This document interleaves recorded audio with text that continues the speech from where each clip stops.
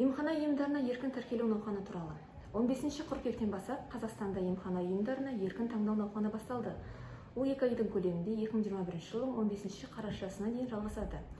Егер азаматтар емханаға еркін таңдау құқығын пайдаланбаған болса, олар өздеріне бұрын қызмет көрсетілген емхана ұйымдарына бекітілген болып қалады.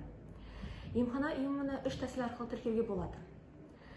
Тікелей таңдалған медициналық ұйымға жүгіну арқылы, электрондық үкімет порталы арқылы онлайн түрде, немесе халыққа қызмет көрсету орталықтарынан өтініш беру арқылы. Емхана ұйымына жүгінген уақытта азаматтардың өзімен бірге жеке куәландыратын құжаты болу қажет. Сол жерде бас дәрігердің атына өтініш жазуы тиіс. Бекітілген e-gov порталы арқылы тіркелген кезде авторизациядан өтіп, электрондық өтінімді тұру қажет. Қызмет көрсетудің нәтижесі өтініш берудің жеке кабинетіне жіберіледі. Халыққа қызмет көрсету орталықтарына тоқталатын болсақ, онда тіркеу рәсімін өзін қызмет көрсету пунктіне connection point арқылы электронды форматта жүзеге асыруға болады. Азаматтардың кейбір жекелеген санаттарынан тікелей емхана бекітілуге алады.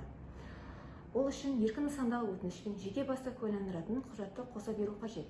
Аталмыш санаттарға зейнеткерлер, мүгедектер, бала кезіндегі мүгедек жандарға заң бойынша тағайындалған қамқоршылар, сондай-ақ патронат тәрбиешілер, студенттер, мерзімді қызметтегі әскери қызметкерлер, шет мемлекеттерінде туған балалар, бекіту сенімхат бойынша рәсімдейтін адамдар жатады.